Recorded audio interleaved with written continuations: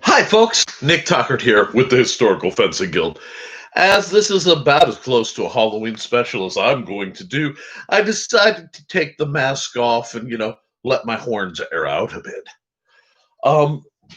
Before we get rolling, I need to go through my usual spiel. The Historical Fencing Guild's live stream is my weekly production, and it is brought to you by my patrons, Cindy Kep, the long-standing and downright heroic Steve Augusto, as well as financial supporters like Steve Clausen and John Miner of Swackhammer Metals.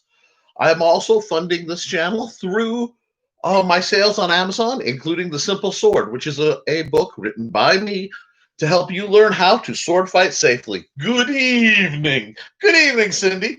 I hope you're having a wonderful night. I am finally starting to feel the spirit of things a little bit. While isolated, so those who know where I live understand that, I'm on the wrong side of the tracks. I am also just delightful to have my internet associations, my lovely digital guild, if you will, rising up to join me. I also have a bit of an announcement because I said I would. I have shot 4 videos so far in and what will probably be an ongoing series relating to supernatural defense. It's a little off topic, but enough people I know were curious and it's seasonally appropriate. So I made that happen. Thank you, Cindy. Cindy really brought. I let the video links to them go out first to my patrons and supporters. And I may have been a bad Nick and sent them to our dear friend Brian K. Morris, who may put them to nefarious use a little later. But to you, my faithful viewers, watchers, and of course subscribers, which if you haven't liked or subscribed, 1, hit the like button. It's more scared of you than you are of it.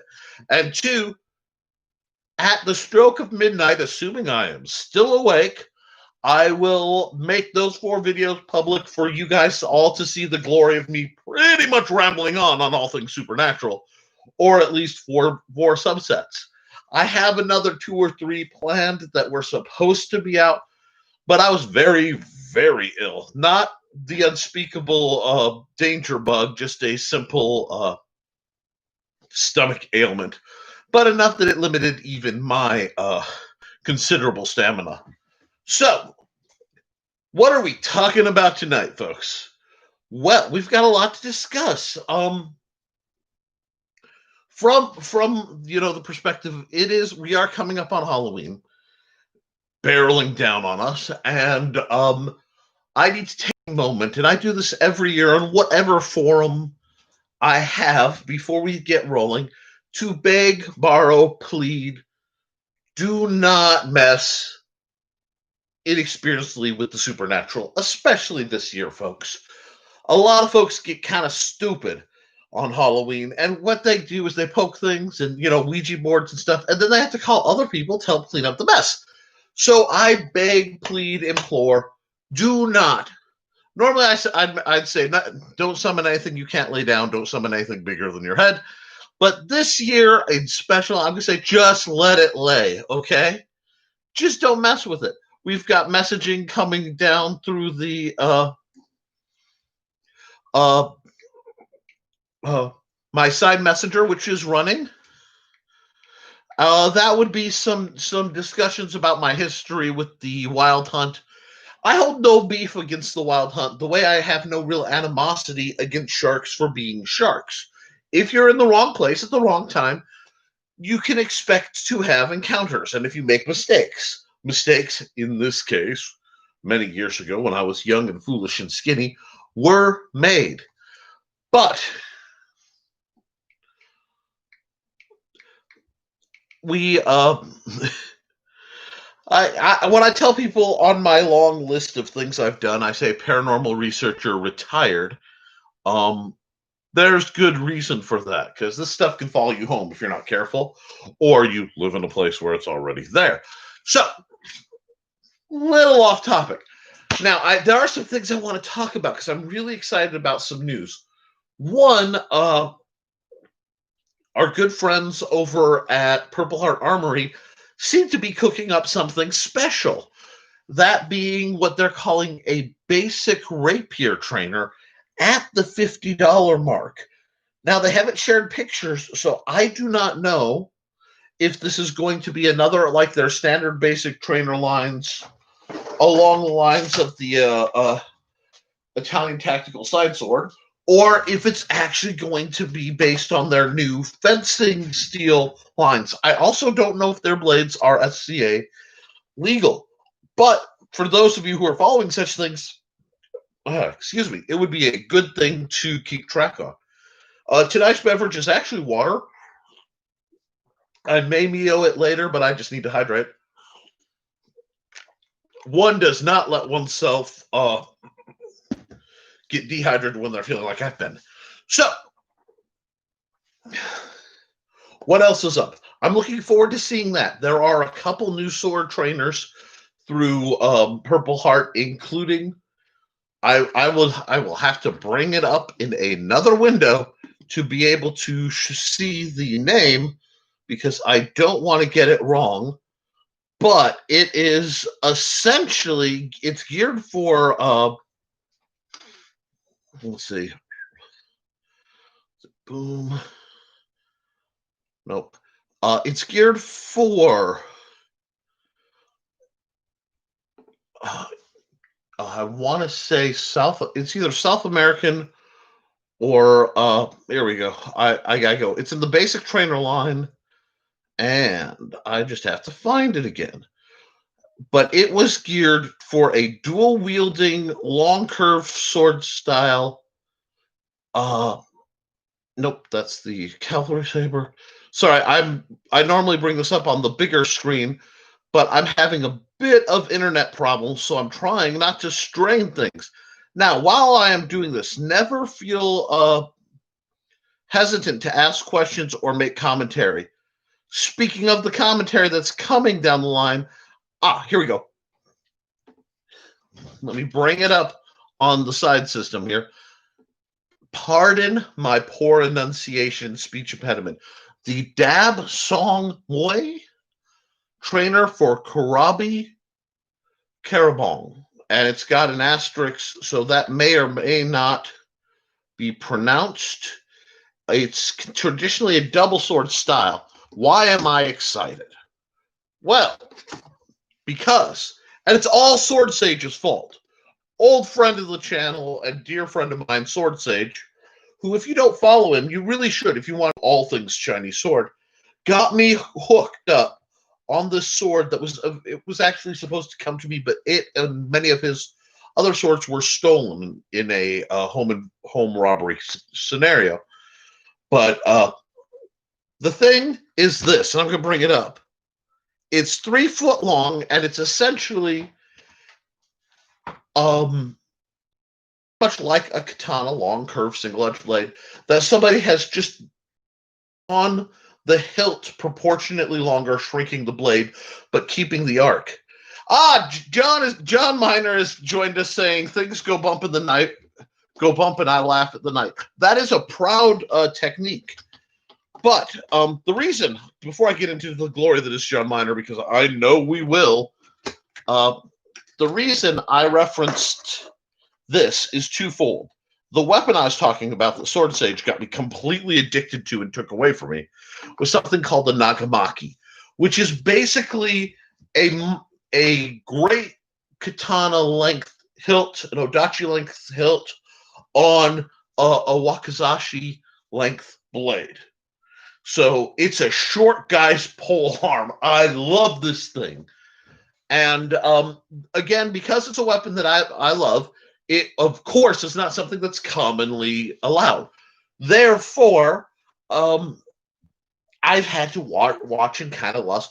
But this little doozy, which is coming in at about a $30 price range, $29.95, is really exciting to me. It also, for the fans of the Odachi, like I have demonstrated in a video quite some time ago, the hilt looks to be roughly that length, but much shorter, so you could practice your form indoors without necessarily violating your ceiling with extreme prejudice or breaking things. The shortened trainers are becoming rather popular in the fetter set for your longsword, your mire guys, because they want to be able to train during the winter, train in apartments. So they have these really neat trainers where it's a great sword, and then it has essentially a metal paddle shape that's much shorter but wider to give you the extra weight. So it weighs at the point of balance where it's supposed to be, but it's much shorter, so you can train muscle memory with minimal things. Not quite toothpicks, John.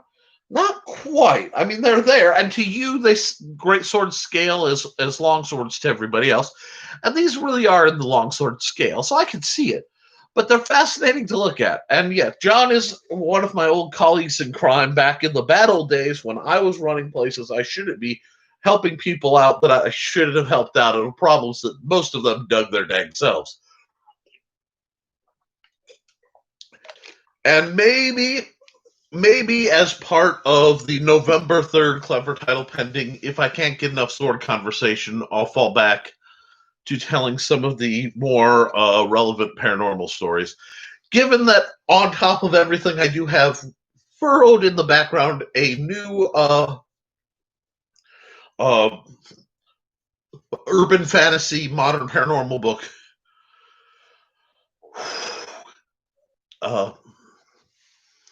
That is in the works, and it is based on something that I wrote and never published due to, they say you should burn your first novel.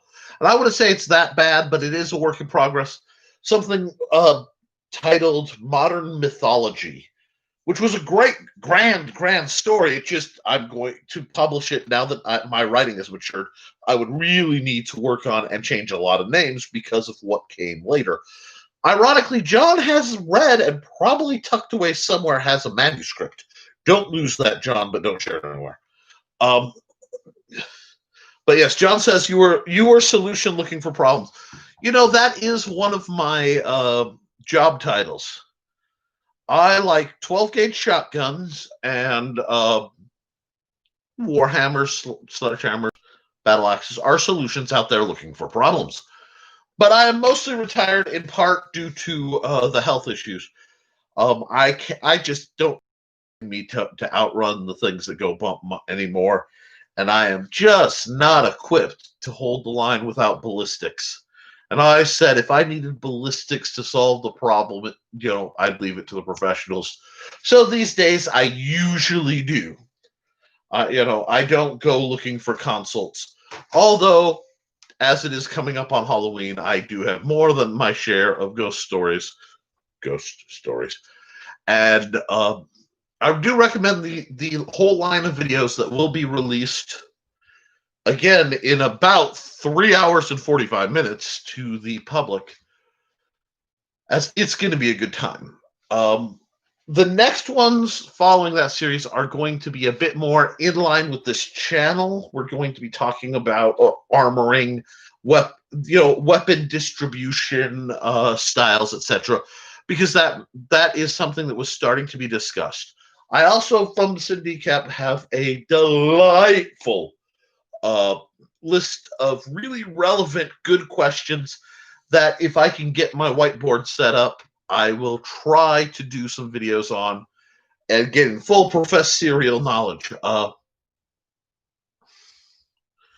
John, you are and have been a hitter at certain points in my life, and I do appreciate that. Those were wild and crazy days back when by day I was sword fighting with about members about 4 groups offhand. And by night, I was dealing with things going bump in a bunch of other people's systems. Oh, don't hold up. Okay, yes, John, you are superhumanly strong. You were more so then. We are not going. We got to be careful because we can slip into that, and then people won't believe me until they get to see you. I don't think you're in any of my videos. Come to think of it, let me think. No, I don't think you really are. for them to appreciate your raw size, and even then it wouldn't be appropriate because I'm twice the man I used to be, around the middle. But uh, let's see. I need to, a lot of what I'm coming up to is I'm 33 episodes into something that was supposed to be at longest an 8-week series. So I need to know what people what people are looking for. And yes, I to the more because I got a message. It was a satyr. Believe it or not, this is the top half. I did not put the legs together for it. I may rebuild my satyr legs. I had fake digigrade legs that I built for a friend's wedding because that's the kind of circle I travel in, and because I have a particularly annoying little panpipe that I'm notorious for whipping out to bother people, much like I used to do with a harmonica and a few other things. So it's only natural that I get satirical in the situation. No, I know. I tend to be bullheaded, but we're gonna ram right through. Oh God! Right now, my wife is like holding her nose for the puns she can't even hear and doesn't know why. So, I stayed on too long, and I got the auto message from Christian asking for questions. The other thing I'd ask is send me things so that I can review them. That would be much appreciated. Although I will be doing some orders, I just haven't decided what to prioritize. There's still some debate of I need new gear personally, and there are a couple of really neat products out on the market that I am interested in, but I have to balance the fees. This is why I was talking about the basic rapier that Purple Heart Armory is putting out, because if it comes at $50, that's a competitive price for a heavy fencing blade if they're doing that, on a pretty good price for the basics. Now, if it's in between and it's something on par with the South Coast Swords Black Fencer synthetic rapiers, I will be doubly interested. But we have to see. I haven't seen a lot until recent, with the exception of the new cup hilt rapier that he put out. That's rather pricey.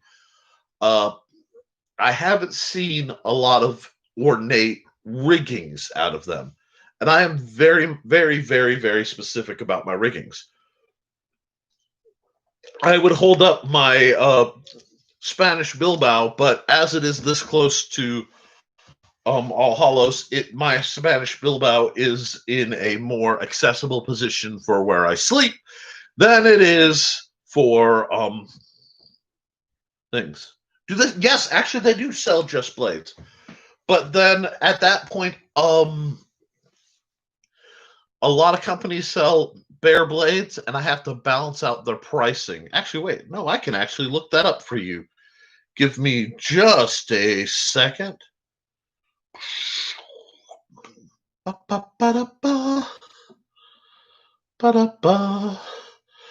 Now, I am supposed to be emailed as soon as that picture comes out, but their blade only is going for 175, which frankly, as John will be first quick to attest, is ridiculous.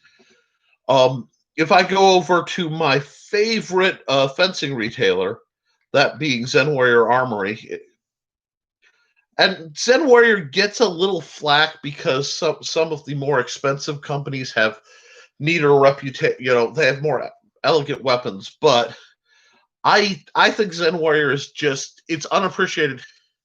I don't know, John. They're new to the market. To the best of my knowledge, they're hand done, and at that price, I haven't been able to purchase, them. But the blades, looking at the Zen Warrior, you are talking about. Oh, okay. Let's see what's actually. Whoops. Oh, it's freezing up now. We'll do that. We'll do that. Leave that. that and see if that doesn't let that work better. There we go. The new Zen Warrior, well, okay, the Zen Warrior has raised its price quite a bit. The new Zen Warrior rapier blade is 150, and the classic is 85. Now, I don't. The Schlagers are also running, or Mensur for the people who know them that way, are running 85. I don't think are they still carrying. They aren't even carrying Hanweis, which I understand. Let's see. The last time I saw Hanweis, they were right around that $75, $80 line. Now, this is just for the bare blade, folks. So, that would be the. This is a foil. This is a foil I have rattling around for a project that was supposed to be a smaller size foil, actually. But I'm not going to give. There's no returns during COVID, and I don't mind anyway. And I got this for like $14 from Blue Gauntlet, but it's much more fragile. And I had to clean a little tiny bit of rust off of it, actually, which is very annoying. Maybe I'll do a restoration video when I make new riggings for this. I was actually after a size 0 children's because I wanted to make a very small rigging to see if I could manufacture something that would function like my Bilbao. But, so, we'll have to look into that. I don't think I actually own a Hanwei. I have a couple Zamoranos, a couple Schlagers. I don't know if I have a wide dagger blade. I have a flexi dagger blade. Yeah, I think the rest are either diamond Schlagers or Zamoranos. But we'll see. Now, I'm a big fan. If you are into steel fencing for groups like the Society for Creative Anachronism, save yourself a ton of money if you're at all crafty and make yourself a John. Yeah, see, that's the thing. The Hanwei Forge blew up, so I don't know how they're going for production. I'd have to look into it. So, you know what? That's good. I'm going to write a note to myself to look up if Hanwei. Look up. Boy, I have taken after Brian K. Morris. Writing notes now.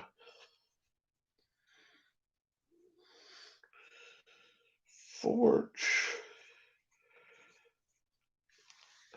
I know. Oh God, is it DJ Chan, LJ Chan? There's a fairly new forge that has kind of filled the live steel and the. Oh, they are back. Okay, so I would not be surprised if there was a price raise, but I would also be very concerned about ordering anything from China during the pandemic, simply because it's affecting shipping rates and it's affecting shipping in general. Plus, whenever possible, I would rather lean into buying from an American company, even if it costs me more. That's part of, this is why sometimes I get accused of being conservative, because I think that's part of the equation. But if you want positive change, you have to be willing to work or pay for it. It's a little political, but that's, boy, are we on the edge of a lot of that. I have heard interesting things that flexi daggers. Hey, John, you can confirm this. Are flexi daggers banned in the mid realm now? I've heard that they were being banned. AKA railroad spikes. These guys. And I haven't. I thought I checked up, but it just slipped right. From out one of my. Went in one point here and out the other.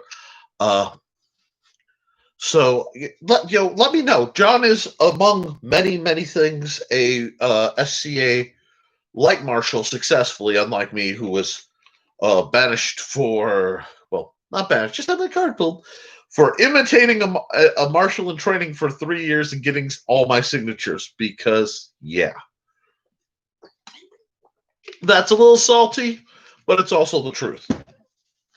But we're not going to dwell on that because that's not what I dwell on. I also want to remind folks, especially Cindy, you're looking for a light practice blade.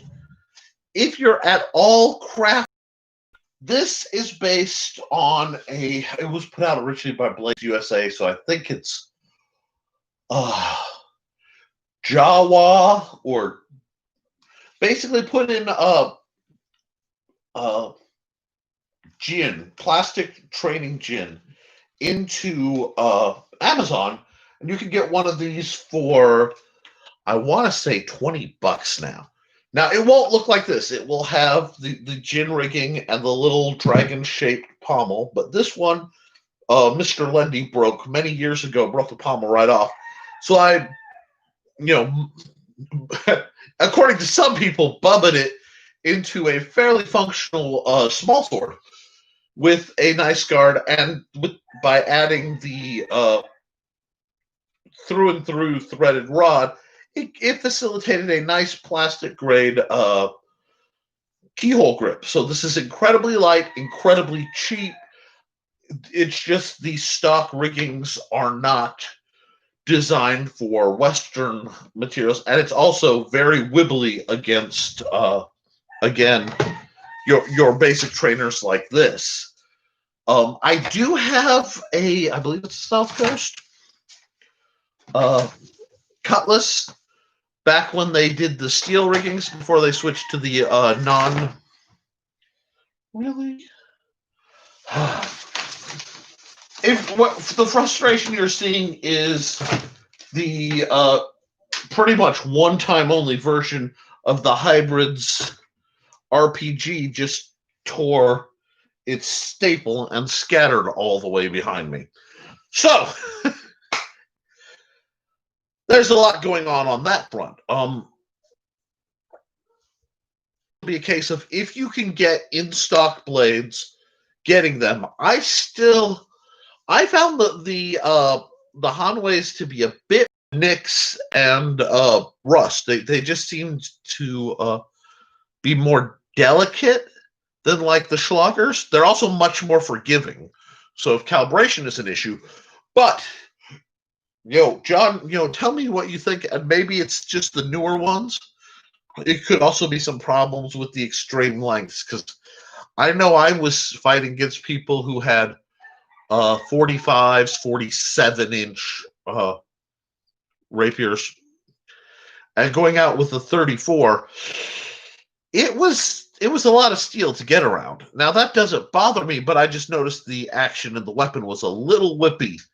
And I don't know if you know this, in Olympic Saber, they're actually working on new regulations, or they have last time I looked into it, about making a stiffness in the spine of the blade to be more regulated, and make the weapon stiffer, because many of the modern attacks have devolved into essentially whip strikes, where they're using the flex of the weapon to literally crack it like a whip so that the tip flicks in. And that's so counter to the spirit of both the weapon and the style it's supposed to represent, that there's a lot of pushback finally. And I think that's something that really needs to come into fencing in general. Around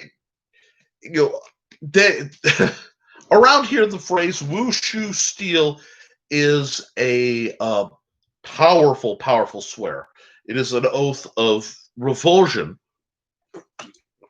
that I had to wash back down, because wushu steel largely is that incredibly chrome, very shiny steel you see Eastern Chinese practitioners very often using for some of the kung fu based weapon styles. And the problem is it's incredibly wibbly. Now, that was instituted as, I believe, a safety measure to keep the weapons from actually being useful should they ever be used in a revolt against, the so-called People's Republic. But I think if you're going to study the history of a weapon, the weapon should behave as reasonably close to the weapon as possible. Which brings up another fascinating point. And I will see if I can bring that up while we're talking. I found out the local SCA group doesn't use foils, epes, blarg. So you must be mid-realm now, because the only SCA kingdom that I know of that fences and doesn't use epes is the Middle Kingdom. Callantir, really? Really? I did not know the Callantir. They must be getting away from the breakages. I've been out of the game for going on 8 years, maybe 5. I have to, yeah, 5 years. I think I'd have to go back and check when Unification Day was, but sorry, inside joke. But I'll give you a hint. I might have lost, but I wasn't wrong.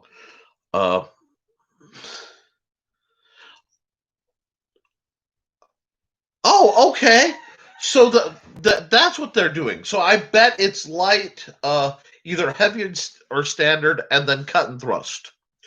Cut and thrust is very interesting because it uses the heavy rapier blades, which I could go. Well, it's akin to a Schlager or the Hanways, like John and I have been discussing, but uses them very concussively. So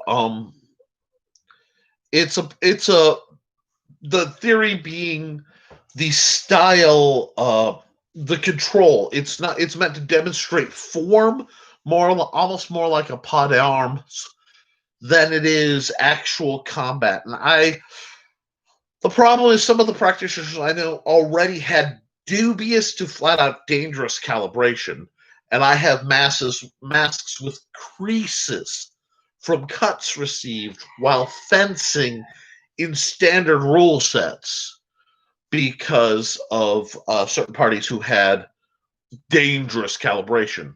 I also, as well as I will always be a proponent, and I will always hold to this, and I don't really care who it offends, that the armor requirements of mid-realm, especially fencers, don't match the weapon style that they're fighting. That being said, every fighter should be wearing a plastron. I don't care. There's some debate whether they're period. Some people get uneasy about them. But you can pick one up for about $20. I was going to hold mine up, but it is not in grab. It's a piece of plastic that essentially covers your ribs. Why? I will tell you why. I didn't talk about this. I didn't used to, but it's been a few years. During a practice bout, I was fighting an opponent, and there is no right of way in SCA fighting, which is historically accurate. I think breeds better reflexes, but comes with a tremendous downside, which I'm about to expound on. That was a double lunge. Those of you know, a lunge is extended. Well, the problem with it is that it can be a very massive hit. Your calibration has to be superb, and you have to break it off at the wrist quite a bit. You have to let the impact kind of come and almost short shank it as you do it so you don't hurt somebody. But a dear friend of mine, that's why I don't drop his name in the story, we fought double lunge. I realized it was going to plaster him, so I went to parry while taking my tip offline, which goes against everything I taught myself to do, trained to do, so my angle was off. He plastered me in the chest. It tore 5 of my ribs from the sternum. It cracked 3 of them.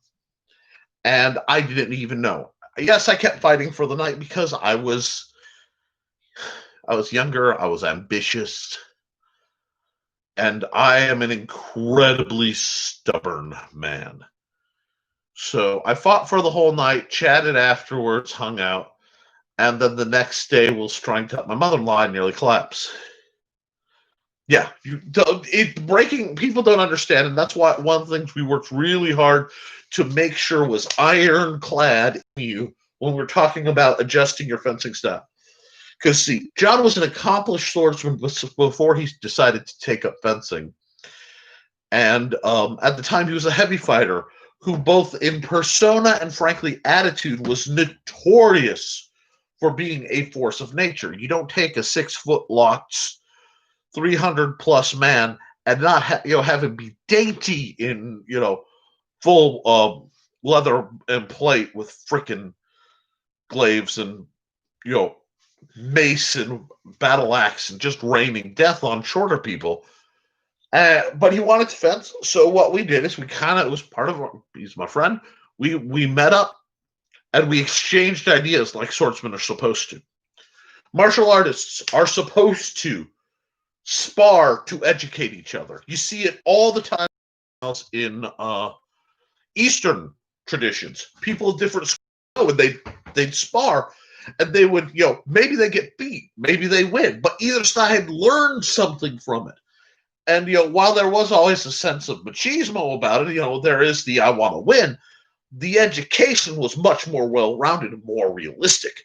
What we have now is much more niche fighting, where people will fight, in open-handed, standard martial arts. In most systems, they will spar only people of their system and only in very specific settings.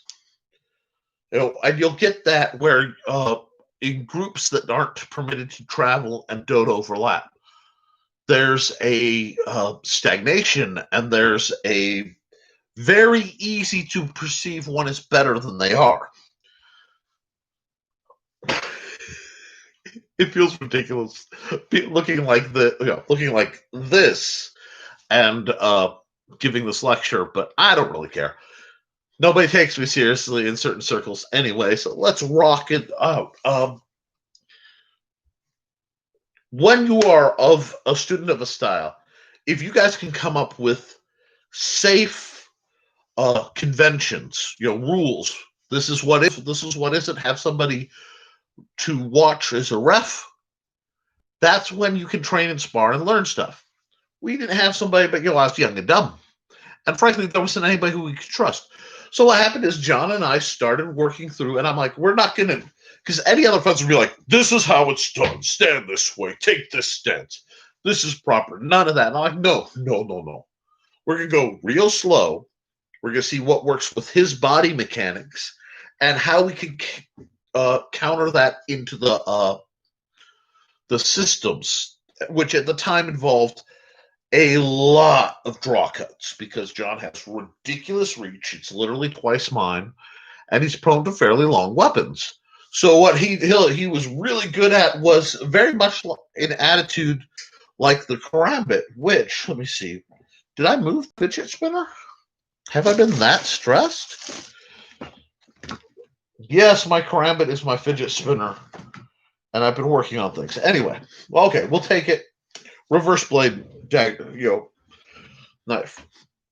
One way they teach is if you don't know how to make this go, we've got the cutting edge up for here. And remember, karambit is a little short guy, but this will still work. You throw the punch at your target, and you just throw like you're missing, but close enough that the blade doesn't. Wham! Well, with John, draw cuts, which are setting a blade and pulling it across the skin of your opponent, are totally SCA legal at the time. And he had a lot of katana work, very fluid, lots of Tai Chi, very fluid. So what was developed is the strike past to draw in and go, because these are the rules how they want you to fight. But they're not saying you can't fight the other, with adjustment. And it was great fun. It was incredibly educational, I hope, for both of us. I learned a lot from John. He picked up enough, and he ran with other people, and he got to fight people like Victor, who were big, tall Victor Vukovic. Excuse me. I drop his name to this day because I respect the man. But, he found the right groups. They ran. He's doing very well. John says, if you are a true student, then you study what works for your opponent and your equals and yourself, or modify your own, and use or modify for your own work. Absolutely. I used to actually, certain marshals got mad at me because during the downturns, I went through several very bad injuries where I had to recover. There was a major hernia surgery. My back went out. Yes, John. No, what we did learn is no draw cuts that throw your friend across the room. Although he did do that, and it was one of the coolest exchanges I've ever had because he did the big draw cut and literally launched me, and I stuck the backward sliding anime landing. So even though I lost, I kind of felt like I won because it was really, really freaking cool. But yeah. So what would happen is when I was injured or I had time, I would be along the sidelines of the fight watching. And they didn't want me to record because they took great offense at that. There's irony there you won't ever really understand, but that's okay. Did I and do I record my students? Absolutely. And then I publish it up here so that they can see what they're doing. That was the original source of this channel. And when we're fighting again, you'll see a lot more of that because one, there has to be, you have to be comfortable in the way you fight. If you are skittish of being watched fighting, you're not thinking about your fight. It shouldn't matter what's going on outside that list field, outside of your opponent, other than your opponent and how you're handling it. But so I'd be standing there and I'd watch. And in some cases I'd be like, oh, okay. And I developed when I was spry the ability to mimic between 60 and 80% of nearly anybody's fighting style, stance, and general attitude. So I would go from my normal style, which was very heavily influenced by Dennis Yakus and John Miner, with because I got a lot of Chinese, I got a lot of Japanese, I got a lot of shady different sort of things in trade with him, and that was beautiful. That's how it should work. But they all the time they're telling I'd have marshals, you can't work with him. Like, we're not at SCA right now. We're in the backyard with PVC trainers. We're not, this isn't your club. You're not the only sword game in the world. They took offense at that, and it took them a few years, but they got me for it. But I would watch people fight, and we live in a world where people want you to pay attention, but they don't want you to pay attention to important things. And so what I would do is I'd sit and I'd watch. I'd watch the way they move their body. I'd watch for their tells. Just like gambling, fencing has tells.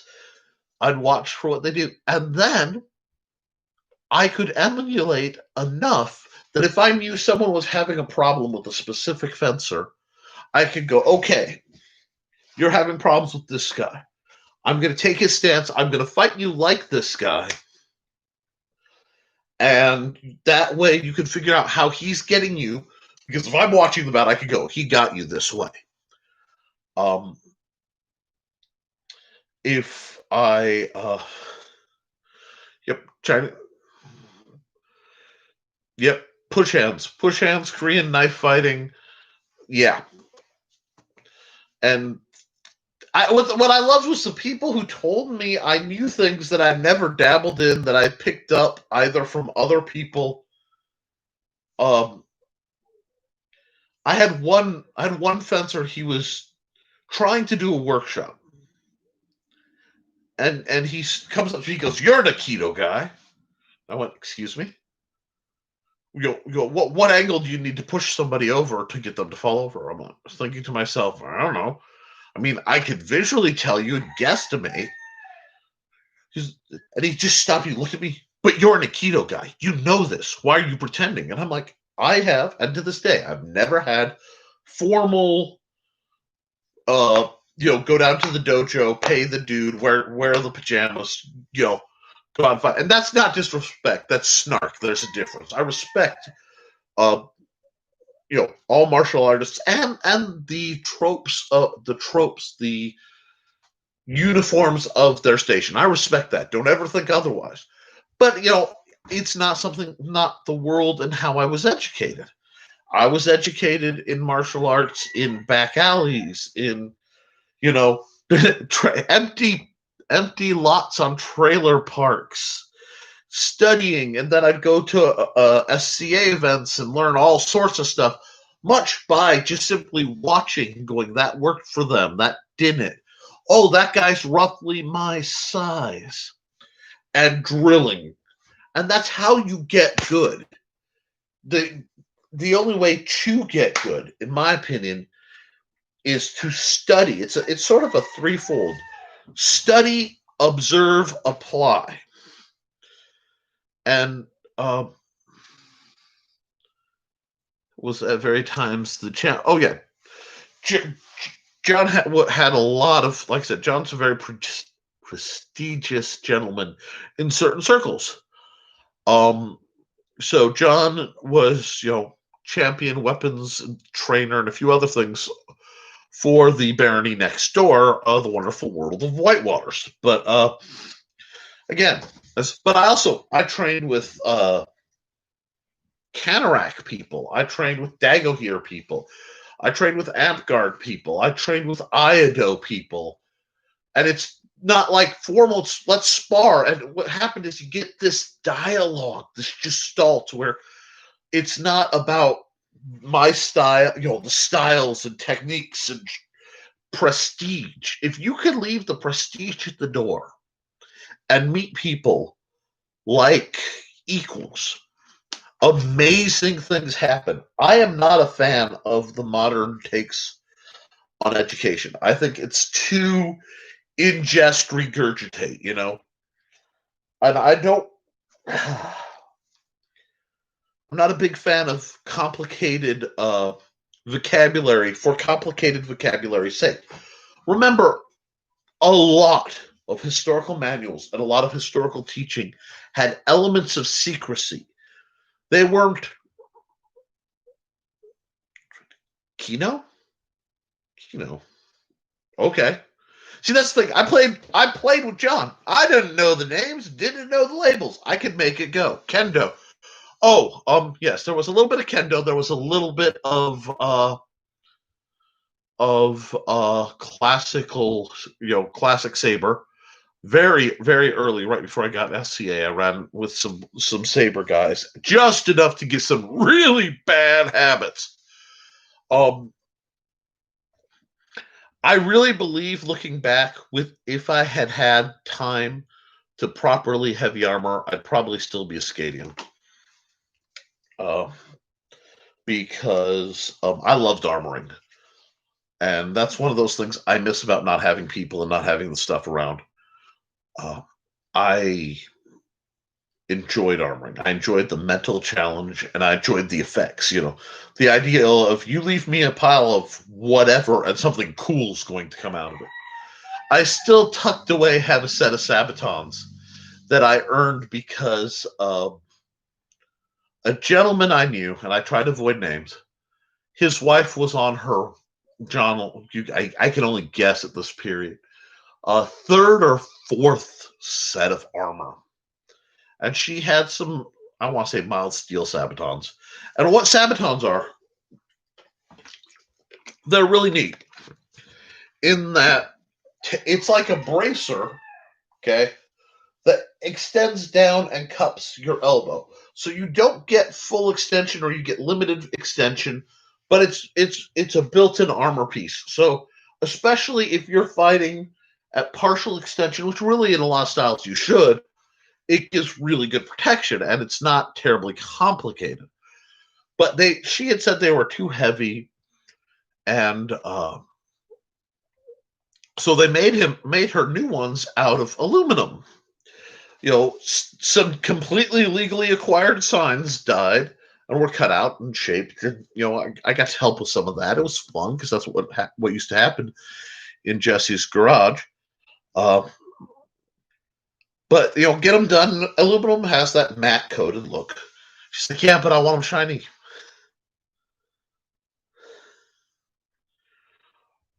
I I will get to that, John. But, so I'm like, it's aluminum. Yeah, so I can get this shiny. As long as you clear coat it when I'm done, I can get this shiny. If Jesse doesn't mind, because I need to use his gear. He's laughing. Sure, go on ahead. Like, I'll do this. You give me the old ones. Well, why do you want? Don't worry about why. I want the old ones. If I can get these shiny. If not, I've wasted my time and you get to laugh at me. Sure, go ahead. So I got myself a polishing wheel on and I went to town. Now, I forgot to wear face protection because I was young and dumb. So I came back looking like the looked like the Tin Man. I was coated in oxidized aluminum. My face was numb. My speech was a little slurred because my face was numb from the aluminum, which is probably a bad sign. But these things were radiantly reflective. I mean, like mirrored. And they're laughing at me. My wife was mad because I ruined my fairly new the 80s called They Want Their Hair Back t-shirt. But it was worth it because I got the Sabatons. I start laughing. It's like, well, what are you going to do with those? You don't have fun? I'm like, no, but what I'm going to do is I'm going to drill some holes and mount them like cobbler vices. And then I'm going to use them to melt plastic to shape bracers. Well, that's a good idea. We could use those for the, I'm looking at him. You got a mouse in your pocket? Who are you saying we? These are mine. They go in my stuff. And they're still tucked away. And someday, when I'm a little healthier, I can get that stuff. I'm going to make that rig, and I'm going to use it to relatively mass produce bracers and possibly Sabatons, basically the same way. But John said you thought the statement I proved wrong was you can't fight great sword single-handed. Okay. Guys.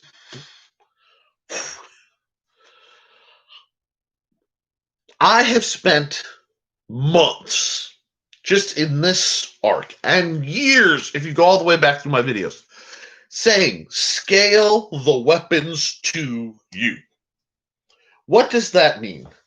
That means, yes, John, I used your elbow cup as a helmet, and at one point I had one of your mitten gauntlets, and I was devising a way to attach it. I wanted to perforate it and attach it to a gorget to make essentially like a Gwawold articulated helm. I never did get to make that for the SCA, but maybe someday when the world gets together, we'll build that dang thing, John. Because I'd love to see it, and I think it would be hilarious just to be able to go. But this is a good length for me.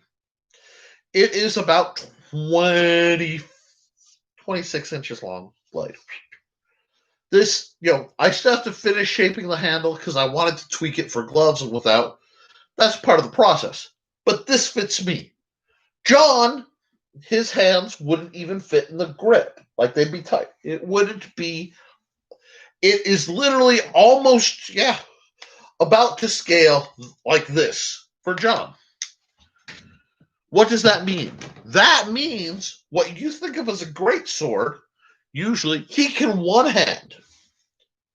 So that means if you put the other great sword, you can get Florentine or dual wielding in the heavy side of things.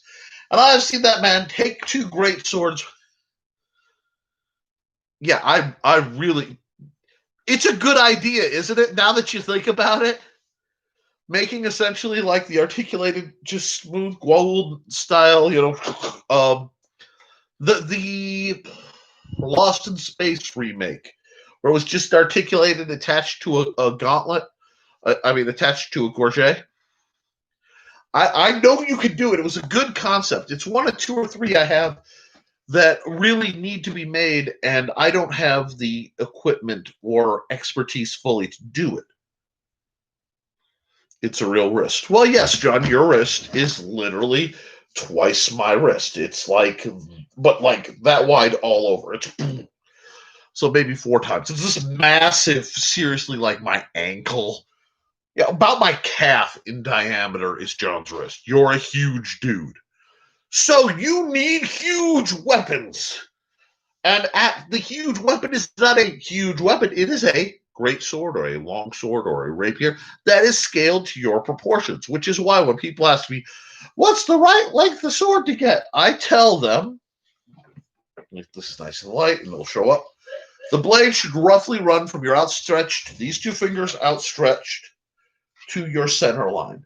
This weapon is just a little short for me, but well within acceptable parameters. This is about perfect for a thrusting weapon. Now, if you're planning to cut more, you want something where the weapon itself is that. This is so that you can draw it in tight quarters. It's almost like I keep talking about your body mechanics. But John's wing is almost as long as I am tall. Okay? So that means a nearly 5-foot long sword should be well. And I get authors, and I hope authors are going to come back and watch this. I get people like the amazing Cindy Kep, who's been quiet because there's good conversation and she likes to pay attention. If you are writing a large character, please give them scaled weapons. Right, your right size is a 43 Schlager. That sounds about right. But that's Is that your wingspan? I think that is. I think that is your wing. Have to think about that, but yeah, I think so. So that's about right. And give or take, again, style kicks in, but this is like the shortcut for if you don't know where to start.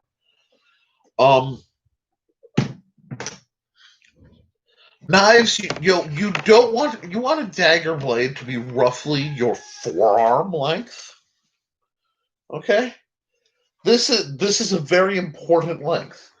The reason this is this long is because if I grab it reverse, whoops, okay, I can actually do an upended elbow strike and penetrate with the blade instead of my elbow. The body thinks, if we get nice and tonfa with this, that this is here we get it flat, make life happy. The body thinks you're striking with the elbow. The muscle memory thinks you're striking with the elbow. Yep, 54 longsword. That sounds about right, John. That for me fits. Now for John, this is too short. For John, in all honesty, something much closer. Give me a second because there are cables and stuff. This is about, not even jesting, to scale. 36 is a little long even for you for a dagger. A 30, though, totally. 36 is about a short sword. I've watched you flow. But let me see. Yeah. Double the meat hook. Okay. So double the meat hook. About that much more arm would give you about that hand's width. So yeah, this little guy would be a great dagger for somebody of John's scale. But I have trained with people who are 4'11", and this is a short sword. This is the outside end of a dagger. Their elbows. Actually, yeah, 28. I figured about 28 would be perfect for you for functionality. The problem is what you want in a live steel is usually a bit longer than what you want in a trainer because of penetration issues. But this is still a little short. But my point, and I go on this, and I know I talk about this almost every. Oh, here's a beautiful example. I have my wife's sword here. This is scaled to my wife's sword. I'm rather proud of this trainer. She hasn't had the health to really use it much, which that's okay too. But this is something I put hours to make right. This would be almost a perfect fighting knife to dagger length for John. The hilt is a little too small. This is almost a 3-finger hilt for John. The grip's fine. He might pad it a little in the middle, but it would be a little. I could go full link. Yeah, well, it is, and intimidation is a powerful weapon for somebody who is large. People don't talk about that enough. Sorry.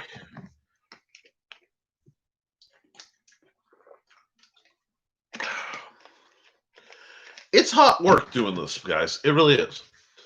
Let me see. No, where is that? I need to see if I can find something. Because I heard a ping, but I was so caught up in conversation that I sort of lost track. Boom.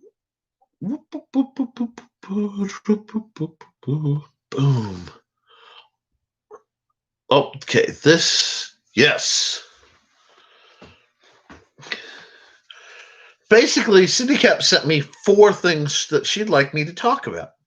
And as one of my patrons, she gets to just do that. The effects of terrain, proxemics and kinetics. Yeah, see, reverse grip up to reverse grip to 36 would be really comfortable for you. Dueling etiquette and mismatched opponents. Proxemics and kinetics. We can go over that real quick. We can get into that. Big fancy terms for understanding your range and how hard you're hitting, how much force and angle is going through. A lot of people, it does not, for the unarmored individual, it does not take much force at all to penetrate. But we aren't prone to think like that. So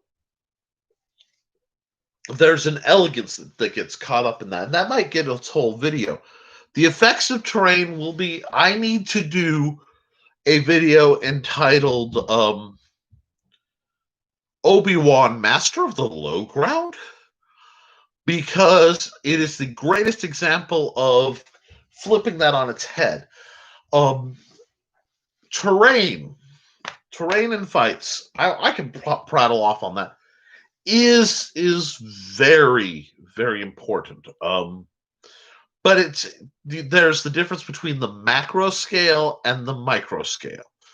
When you are looking at terrain and you're looking at it from the general's perspective, you want the army higher, you want sturdy terrain under you, uncertain terrain under them. See the Battle of Arancourt. You want that height to be able to see, because we take total. Tactically, we have taken air superiority and satellite imagery as it is so different when you don't have electronic communication and you don't have a means of a high angle to see the battlefront. This is why there was some dispute why there might be a height requirement for line commanders. It was talked about in the SCA at one point, simply because to command a line, theoretically, you need to be able to see everything that's going on in a line. I'm not going to wade into that, but it is vitally important to think in that. They have to expend more energy coming up to you. But I will contend that you still want to engage them while they are on a slope and you are on a flat. And there are, when you start getting, I talk very often about bands of attack, and I talk about them in a very horizontal line of thought, looking down where they can reach you, where they can't in range. It gets very different when you are looking at lines of attack on a vertical axis. Because if you have the high ground and you have a shield, you can do things, but they have angles at your feet. So you have to play very much a strategic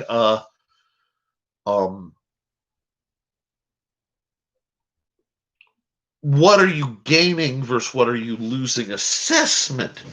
So it's not always cut and dry, more so in the concept of a one-on-one. She follows it with dueling etiquette. Dueling etiquette is really, really important to know. Historically, it's important to know for an author, especially if you're doing something historical, or to establish your own. But it's also almost equally important to almost forget when you're dealing with a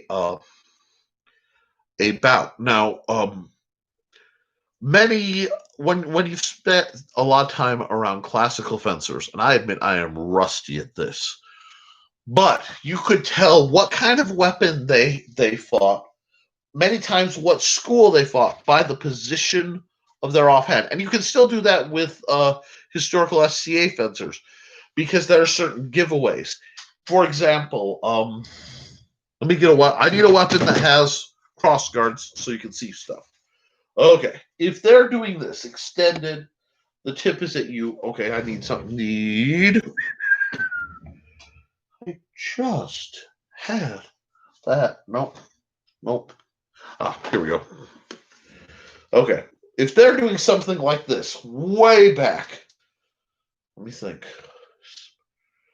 Hand is way out of the way. You're dealing with somebody who's fighting Spanish.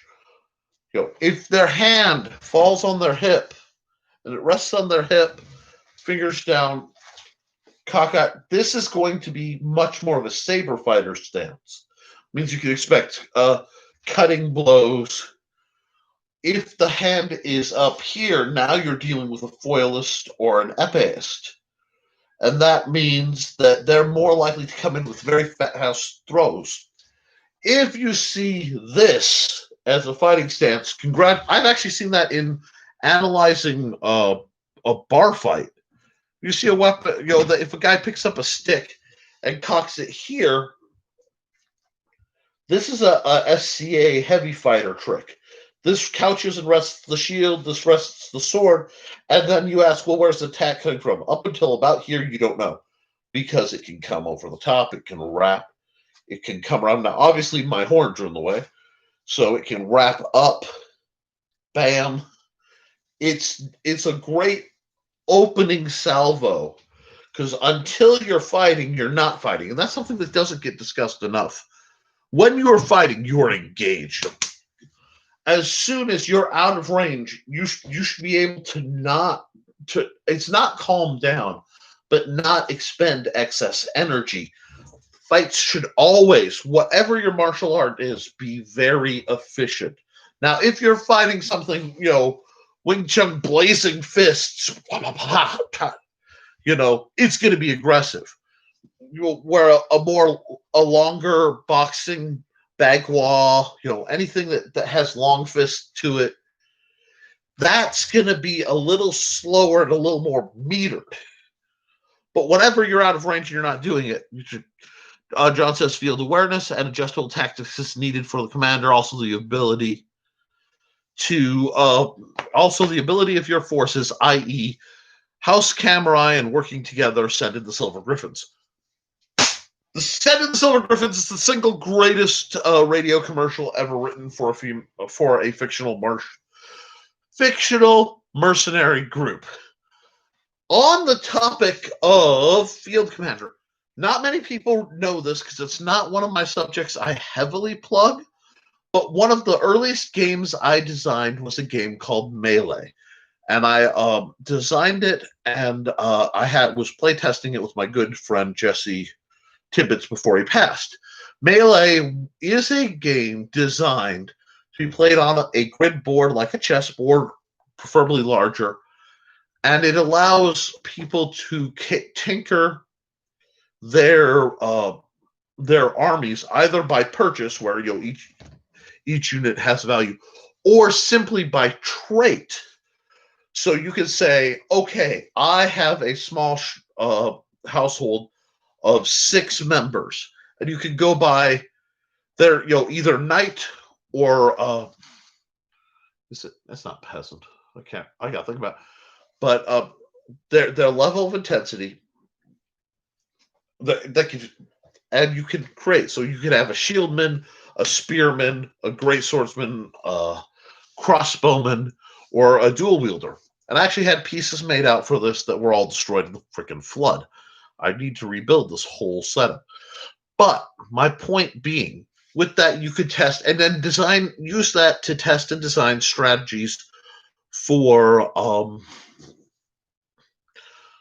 your line commanders. So Melee is available as a digital download on Amazon under the in my bookshelf under www.amazon.com/author/Nicholas Tockert. It was built for recreationists, for LARPies, for individuals who want to be armchair quarterbacks, essentially, armchair generals, and to train in being a general.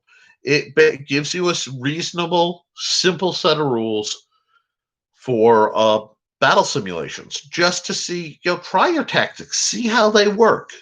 I'm still very proud of that little game, and it is still up. So it's something, if you are really interested in playing with the tactics of very simple field combat, consider getting into that. I think you'll enjoy it. I'm pretty sure John has a copy. I mean, obviously you have to make your own pieces or use old D&D minis or Mage Knight minis or whatever, or the proxies that actually you can print off that are in there. But John, let me know if you actually got a copy of that file. If not, I'll dig it up and I'll make sure you do. But that's the thing. Knowing your people, what they can do. It goes all the way back to me standing alongside the fields and getting in trouble because I would watch people. We are not fighting to the death. Literally. Like in the real world, we are not. In any of these recreationists. That means secrets, shady, dirty techniques, underhanded secret moves. They all come out in the end. And they should. Because if given the choice between a trick or the understanding of a technique, understanding why something works and how it works is infinitely better than I got a trick shot.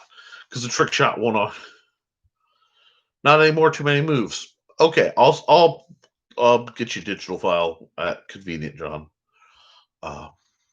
Because I had to do a slightly edited one just to keep certain organizations off my back. But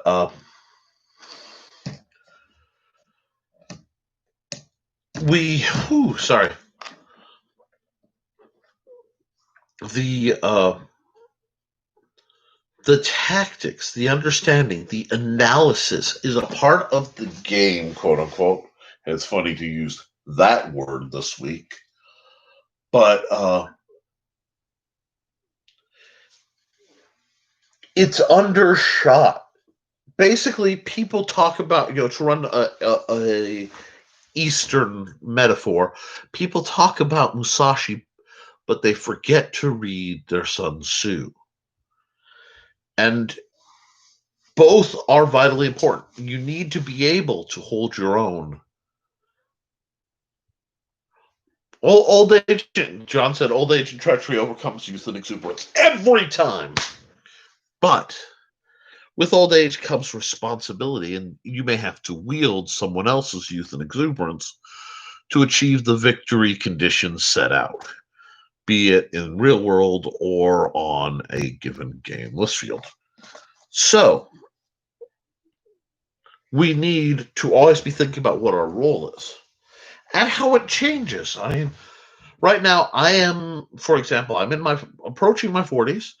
I have certain physical conditions that limit me and are affecting me more now than they ever have. And certain other possibilities that are being discussed that may further this. Now, I have since 2005 been essentially on borrowed time, and I know this. My mobility isn't what it used to be, and it may fall out suddenly. Now, I will do everything in my power, hopefully, to prevent that and try to beat back some of these other situations. But at the same time, being me, I need to be prepared and make sure all my students, my fellow, my colleagues, the people in the guild are set up to take certain roles if it's need be, as part and parcel of maturity. I was very insistent on getting the simple sword done at a certain point because I realized I could step out and get plastered by a truck, and then everything I've taught would be lost with me, save for what my students can recall or what I've discussed. So the work is bigger than the workers in this case. I really believe it. And I believe Western martial arts are a vital, wonderful tool for building people up in times of sorrow and times of fear, and the calm after the storm that nobody talks about. John says, "Don't mess with the old man. He will use whatever he can to mess you up. Too fragile to too old to run, too fragile to stand toe to toe. So he will use what to get back to his bourbon and cigars." I've seen that too. It's a good meme, and there's some truth to it. I don't drink, and I don't smoke. I don't have those escapes. So what I have is I have the duty to family, the duty to friends, the duty to honor, which is something that's really fallen out. We're talking quotes. A man has honor when he stands by his principles, even though it is unpopular, unpleasant, or unpopular, unprofitable, or dangerous to do so. And that's one I've really hoped to lean to. Obviously, look at me. I'm wearing goofy horns and goofy ears I acquired. I don't take myself too seriously because I'm a short, fat, furry little man. I kind of am a bit of a satyr in certain aspects, in certain circles. But the work that I'm trying to accomplish, I don't make very little money doing this. I don't usually charge my students. I've suffered both physically and mentally, mentally, socially, and economically. My X-rays make nurses faint, but helping somebody get their power back after they've been through something, or learn to control the fury inside them, or even at the most delightfully innocent, to make the leap from reading about sword fighting heroes to getting to try it. That there's a moment of freedom when you realize you're on the field and you can make this go. It's empowering and it's escaping, and it taints your thought and actually lets you tolerate idiocy better. Because understanding at your core, you could run somebody who's yelling, run somebody who's yelling at you through. It lets you realize how irrelevant their yelling is. I don't know if that's good or bad, but it's part of the observation. It just takes fear away when you empower someone. And as little as I can do some days, I'm still lapping the me that just wants to sit on the couch. And even if that guy's been winning of late due to necessity. No one is immortal. And I look at the circle of people I talk to, I look at the environment that I travel through, and I look back, and there's an obligation. It's an obligation to preserve your knowledge. Now, some people do it for fame. Some do it for money. Some even manage to fandangle it into power. But I largely expect to be forgotten. I'm a historian. I understand roughly the percentages of the people that historically matter versus the people who just live, do their bit, and die. I accept that. But the work I'm trying to do, the idea of, hey, let's just be footstools for each other.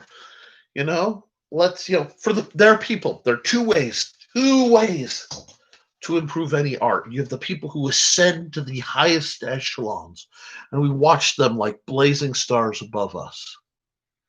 And sometimes they make it, and sometimes they fall. And people scramble, and I watch people climb over each other, trying to get in positions to do that. And there's an honor and nobility and a sportsmanship about it, and it's prized, and our entire society is often built around watching in awe at the peak of the pinnacle, the Olympians, both literal and metaphorical, who just rocket beyond expected human capacities. And that inspires and helps make us better. But there's also a group of people who are doing this, and they want to hold and lift up. And I believe, if we want everything to go up, we'll always need people reaching for the highest echelons. That's necessary. But we need people to build up the bottom too, because it's a pyramid, and it shouldn't be a very narrow pyramid. It shouldn't be very few at the top and everyone else, wallowing. Ratchet that up. Now, yes, some people do feel that building up the bottom takes the notoriety away from the top. And I can see that. But I also see that then you just have more challenge to reach higher. And humanity has not reached its potential. It hasn't, and it needs to. John says another topic for discussion would be tempo and changing it during the fight here. Absolutely, tempo. All right. There are a couple ways to look at tempo.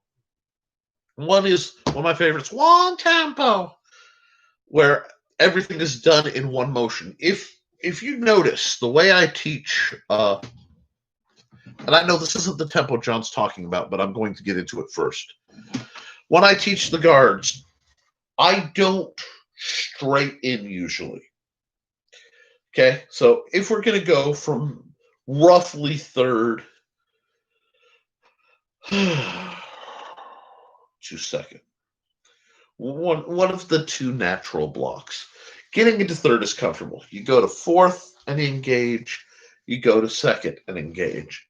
Now, when I teach it as two steps. When we get to the advanced, it becomes one fluid motion. Why? Because you're doing two things in one action. Whoops. I swear, every time. Okay. But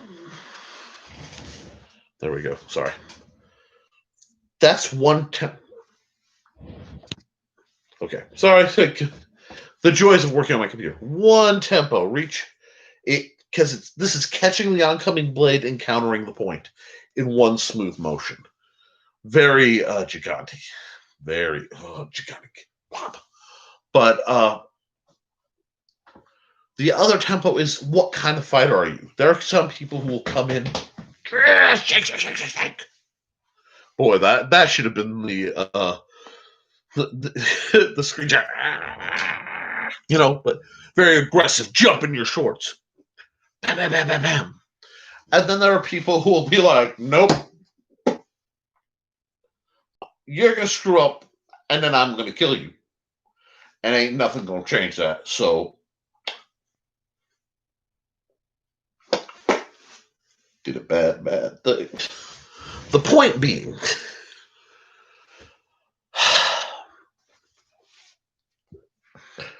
Which are you? And you really should mix it up. I do love the concept I call sharking. If you look at certain predators like sharks, a lot of times they'll circle slowly their opponent and make very subtle, maybe testing jabs. They're not even true feint, but just sort of. And what they're doing is they're teaching your opponent that, yeah, I'm going to move slow, and this is how I move. And then I come for you, and this is how we do. But then, bam! The goal with tempo, and Sydney Kemp, who I'm so glad is still here, says, doesn't your tempo change? Yes, your tempo changes with situations. And I'm like clapping that out because it goes back to something earlier I said, where you're fighting, when you're fighting, fight, when you're not. That is the rest in like a musical term. When you've disengaged and you're both out of each other's reach, there's no reason to be able to stuff. Qui-Gon at the Duel of Fates battle with Darth Maul. That whole when they're blocked off and he just kind of sits and freaking zens out for a second. It highlighted that the difference in attitudes. And while it didn't go so well for our buddy Qui-Gon, it is a mentality. I'm not fighting you right now. I don't need to stress. I will deal with it when it comes. But then there are times where you got to be in it and on it and going. Ting, ting, ting, ting, ting, ting. Block, block, block, parry, block, stab. You go, ting, ting, ting, ting, ting. Nope, nope, nope. And it's over. Especially when you're dealing with melee, especially when you're dealing with multiple opponents versus you. You need to be able to move. But again, I'm a big fan of what's called sandbagging, holding a little in reserve. To the point maybe I won't fully extend. I won't move at full speed unless I have to. And I won't go at full extension. I'm here. Pop, pop, pop, pop. I have the space here. I'm controlling this space. Now I can reach out a little farther, but that's at full extension. And I don't want to use that full extension until I need it. Same with speed. It's like, okay, parry, thrust, boom. Oh. When I was a DSP, a direct support professional, I was dealing with special needs folks and physically handicapped folks who were violent. That was my specialty. My literally my daily bread was earned by catch the wrist, move, grab the elbow, push through, follow the motion, slide up to the armpit, put the wrist back, bending them over. Let's not hurt anybody right now. And then moving on to something else. This became an incredibly common, simple, repetitive, not a true arm lock, and it depending on how nefarious one wants to be with it, the follow-ups. But you don't need to move fast till you need to move fast. So don't. Unless you're trying, there are times where you need to engage, and when you need to engage, you have to engage with a sudden burst of overwhelming escalation. This is getting more into real world defensive stuff, but this is going from the, I don't want any troubles. I don't, guys, let's just do. Because if they're trying to hurt you and you've got to do something, they can't see it coming. So it's much easier to feign slowness and then gain, then apply speed when it's unexpected. Again, my man Sun Tzu said, when you are strong, feign weakness. When you are weak, feign strength. Because you want them to, when you are strong, you want them to come closer. This is why if you're going to get into a fight, speak softly. If you know you're going to get into a fight, I was taught speak softly. Because when you start talking softly, one, they may calm down. Look, I'm not looking for trouble. But at that point, they're leaning in to hear you. They're off balance and they're not expecting something to happen. And that's when tactically, if there's no other option, it should happen. You know, you don't want to walk up and go, "Hoy, I'll beat your," and go in for a headbutt. You want to go, "Hey, buddy, question for you. Does your mama stitch? Good. She can stitch this." You know what I'm saying? You got to lead up to the headbutt. That being said, and I'm trying to, you put me in costume, I stay in character a little bit. But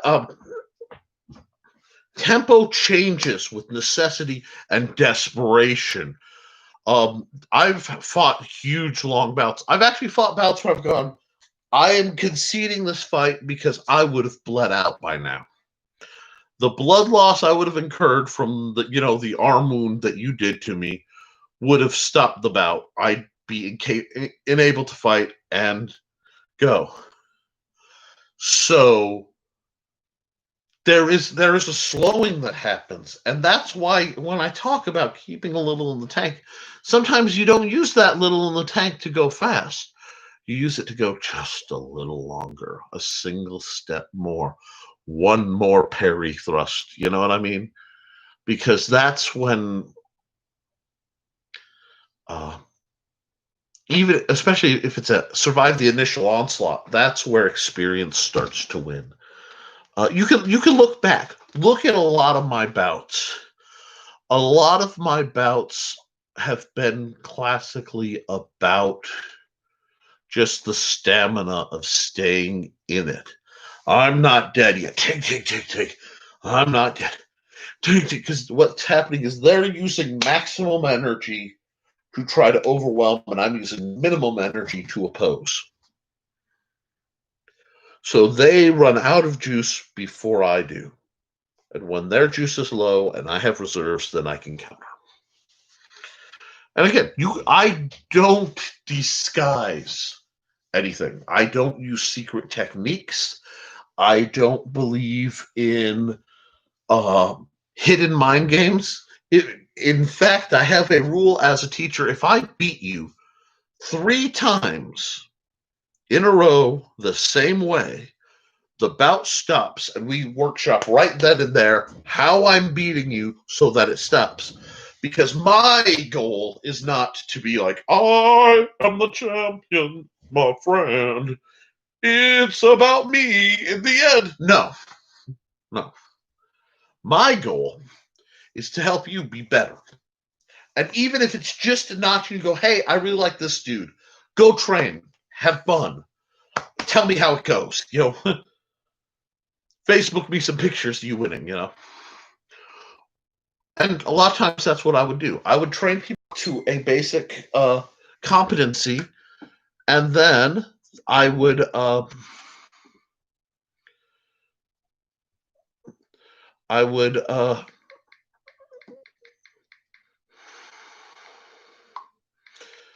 then I'd pass them off, because I'm not a while I carry the term sword master or weapons master in certain circles, because I can train people in how the stuff goes.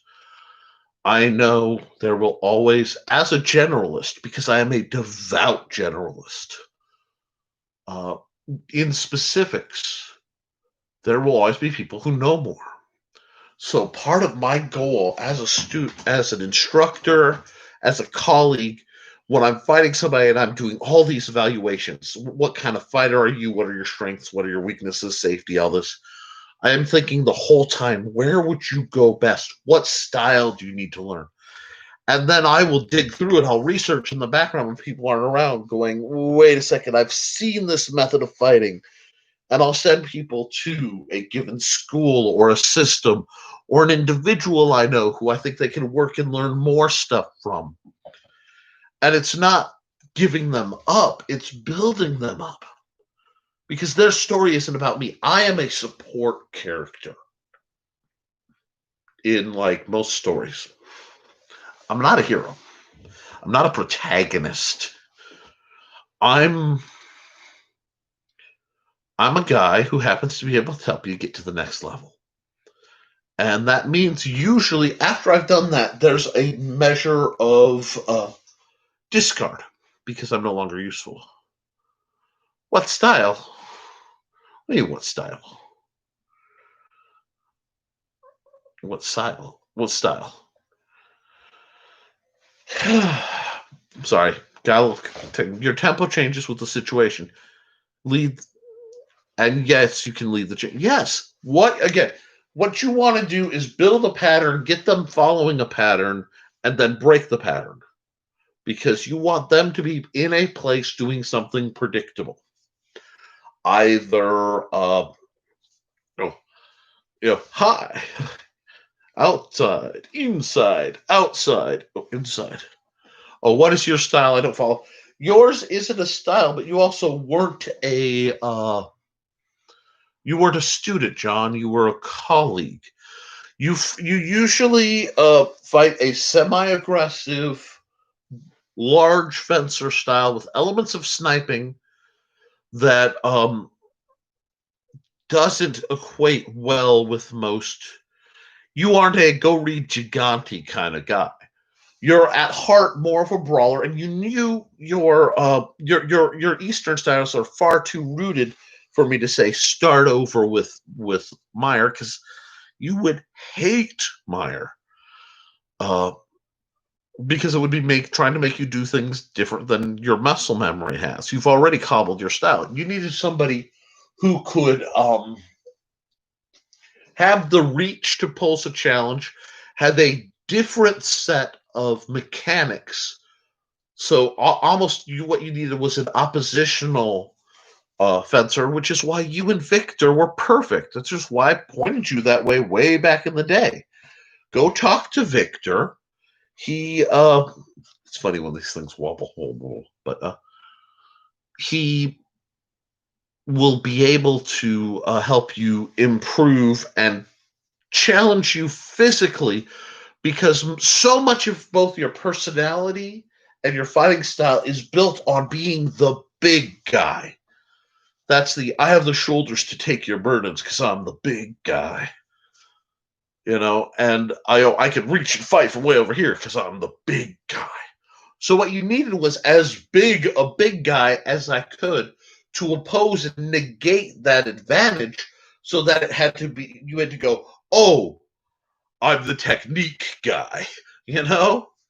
It's like I was working with someone. I don't think it was, they might have been one of your sons, but they came out to a workshop, and I was trying to explain what they were doing because they were leaving themselves wide open when they fought. And we weren't sparring. It was, slow work, which I can't overstate. But I had to get one of those rolling library stools, climb up and go, do it. What? Just assume I'm moving here because I can't, by my height, get where I need to go.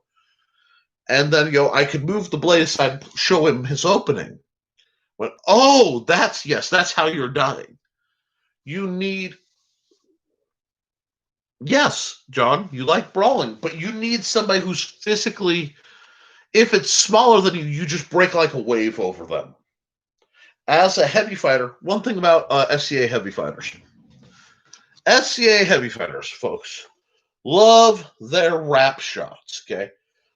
Shield to shield, almost chest to chest, reaching around, beating on the back of each other's heads, smacking each other on the butt, and it's a full wham, wham, wham, wham. You look at the sword and board kingdom tournaments, royal, when who's going to be king, you're going to see clash and then these wrap around devastating blows that may or may not be taken. But for John to be challenged, what I had to do was not correct his style much, although every once I have to find little short aggressive people who, because I'm not an aggressive fencer, so I used to keep a few on speed dial to run around his ankles and annoy him and make him not, to turn strengths against him so that he could better himself. But at the same time, he needs a mainline. You got to have a mainline sparring partner who's close enough to what you regularly fight that you're tested. And he had more straight fencing experience than you. You had more diverse sword experience. It's why you guys are so devastating against each other, and why you're absolutely heck on wheels when you're a two-man melee squad. It's not fair, but that's what we need. You need to find somebody who it's a lot like marriage. You're equal and you're opposite. Somebody who will motivate you when you're not. Push your weaknesses to become strength while you can do the same. And that's why we got put that way. Now, you take somebody like Trelena. I love Trelena. She fights Gigante. She fights Fabris, Gigante to Fabris. And you can watch the attitude switch with that tortoiseshell buckler of hers. Just gorgeous.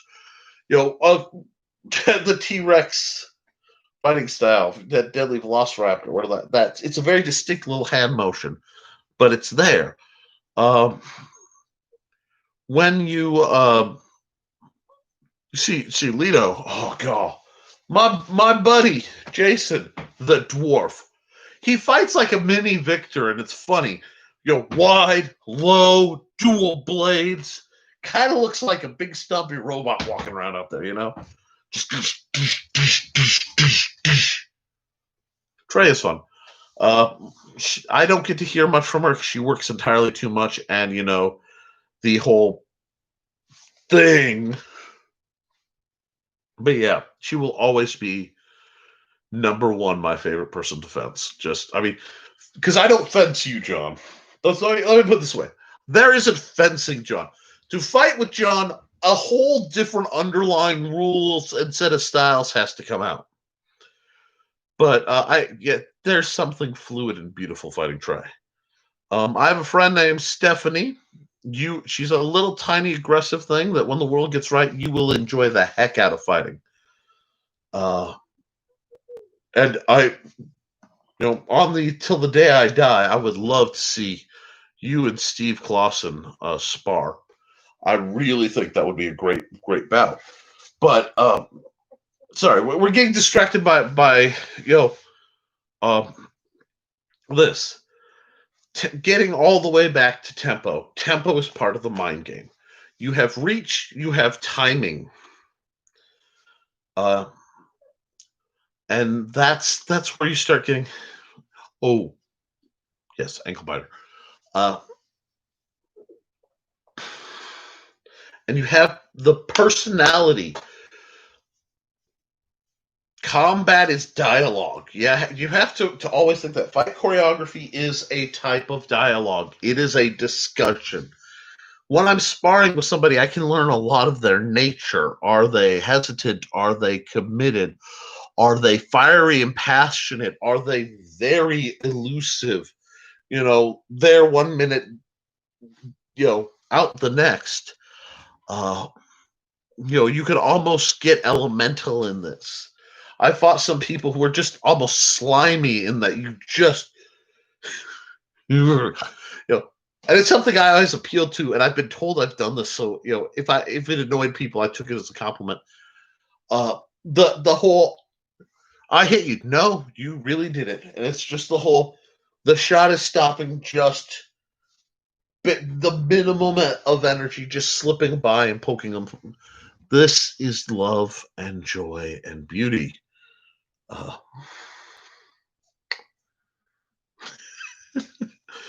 god, this is so ridiculous. I adore it, but it's ridiculous. Yeah, your footwork is a tremendous source of tempo.